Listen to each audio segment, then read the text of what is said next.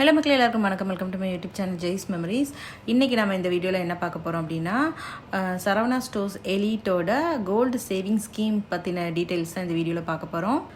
ரொம்ப நாளுக்கு முன்னாடி ஒரு சிஸ்டர் ரிப்பீட்டடாக எனக்கு இந்த சரவணா ஸ்டோர்ஸோட கோல்டு சேவிங் ஸ்கீம் பற்றின டீட்டெயில்ஸ் கேட்டுகிட்டே இருந்தாங்க. நான் ஏன் இந்த டீட்டெயில்ஸ் ஷேர் பண்ணலை அப்படின்னா, இந்த ஸ்கீம் எனக்கு அவ்வளோ பெனிஃபிஷியலாக தெரியல, அதனால தான் ஷேர் பண்ணல. சரி, இருந்தாலும் அவங்க கேட்டிருக்காங்கங்கிறதுக்காக, அவங்களோட ரெக்வஸ்ட்காக நான் அவங்களோட பேம்ப்ளெட்டை வச்சு எக்ஸ்பிளைன் பண்ணுறேன். இந்த ஸ்கீமை எக்ஸ்பிளைன் பண்ணுறவாங்க. இவங்கக்கிட்ட ஒரே ஒரு கோல்டு சேவிங் ஸ்கீம் தான் இருக்குது.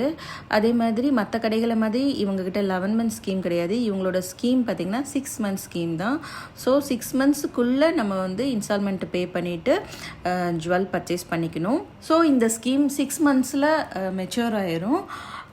அதே மாதிரி இந்த 6 மந்த்துக்குள்ளே நீங்கள் எத்தனை தடவைனாலும் இன்ஸ்டால்மெண்ட்ஸ் பே பண்ணிக்கலாம். ஒரு நாளைக்கோ இல்லைனா ஒரு மாதத்துக்கோ நீங்கள் மல்டிபிள் டைம்ஸ் நீங்கள் இன்ஸ்டால்மெண்ட்ஸ் பே பண்ணிக்கலாம். அதுக்கு ஒரே ஒரு கண்டிஷன் தான் இருக்குது.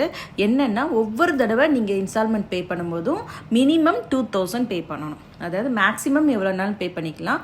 ஒவ்வொரு டிரான்சாக்ஷனுக்கும் மினிமம் 2000 நீங்கள் பே பண்ணணும். ஸோ இந்த சிட் ஸ்கீமில் நீங்கள் ஜாயின் பண்ணணும் அப்படின்னா, ஃபஸ்ட்டு இன்ஸ்டால்மெண்ட் பே பண்ணி ஜாயின் பண்ணுறதுக்கு கண்டிப்பாக நீங்கள் ஷோரூமுக்கு டைரெக்டாக தான் போகணும். அப்படி நீங்கள் போயிட்டு ஜாயின் பண்ணதும் உங்களுக்கு இந்த மாதிரி ஒரு பாஸ்புக் தந்துடுவாங்க. ஸோ இந்த பாஸ்புக்கில் பார்த்தீங்கன்னா, நீங்கள் எவ்வளோ அமௌண்ட் கட்டியிருக்கீங்களோ அதையும் வர வச்சுக்கிடுவாங்க. ஸோ அந்த அமௌண்ட்டுக்கு அன்னைக்கு கோல்டு ரேட் எவ்வளவோ அதுக்கு நிகரான தங்க எடையை உங்களுக்கு கிராம்ஸாக வர வச்சுக்கிடுவாங்க. அடுத்தடுத்த பேமெண்ட் அவங்க உங்களுக்கு கொடுக்குற யூபிஐ ஐடி மூலமாகவோ இல்லைனா ஆன்லைன் டிரான்சாக்ஷனோ பண்ணி நீங்கள் பே பண்ணிக்கலாம். அப்புறம் உங்களுக்கு எப்போ டைம் கிடைக்குதோ அப்போ ஷோரூமில் இந்த பாஸ்புக் எடுத்துகிட்டு போயிட்டு என்ட்ரி போட்டு வாங்கி வச்சுக்கலாம். ஸோ இந்த ஸ்கீம் பார்த்திங்கன்னா 6 மந்த்ஸில் மெச்சூர் ஆயிரும். அதனால் 6 மந்த்ஸுக்குள்ளே நம்ம பர்ச்சேஸ் பண்ணணும். இந்த ஸ்கீம் மூலமாக நம்ம பர்ச்சேஸ் பண்ணுற நகைகளுக்கு வேஸ்டேஜ் ஃபுல்லாக நம்ம பே பண்ணி தான் ஆகணும். வேஸ்டேஜில் எந்த வித ஆஃபருமே நம்மளுக்கு கிடையாது. போனஸும் எதுவுமே கிடையாது இந்த ஸ்கீமில். அதுக்கப்புறம் வழக்கம் போல் 3% ஜிஎஸ்டி நம்ம பே பண்ண வேண்டியது இருக்கும். இந்த ஸ்கீமில் பெனிஃபிட் அப்படின்னு நம்ம பார்த்தோன்னா, நம்ம கட்டுற அமௌண்ட்டுக்கு அன்னைக்கு கோல்டு ரேட் எவ்வளவோ அதுக்கு தகுந்தாப்பில் கிராம்ஸாக வர வைக்கிறாங்க. அது ஒன்று தான் எனக்கு இந்த ஸ்கீமில் பெனிஃபிட்டாக தெரியுது. மற்றபடி 6 மந்த்ஸ் ஸ்கீம்ங்கிறது ரொம்பவே ஷார்ட்டாக இருக்கிறதுனால நம்மளை மாதிரி மிடில் கிளாஸ் பீப்புளுக்குலாம் இந்த ஸ்கீம் ஒத்து வராது. மேபி பிஸ்னஸ் பீப்புளுக்கு இது இந்த ஸ்கீம் பெனிஃபிஷியலாக இருக்கலாம். அப்பப்போ அவங்களுக்கு கிடைக்கிற அமௌண்ட் பே பண்ணிக்கிட்டே இருக்கலாம். 6 மந்த்ஸ்க்குள்ளே க்ளோஸ் பண்ணி பர்ச்சேஸ் பண்ணலாம். ஸோ இந்த ஸ்கீம் பார்த்திங்கன்னா ஆல்மோஸ்ட் லைக் உண்டியல் சேமிப்பு மாதிரி தான். ஆனால் உண்டியல் சேமிப்புக்கும் இதுக்கும் ஒரே ஒரு டிஃப்ரென்ஸ் என்னென்னா, உண்டியல் சேமிப்பில் பணமாகவே தான் இருக்கும்.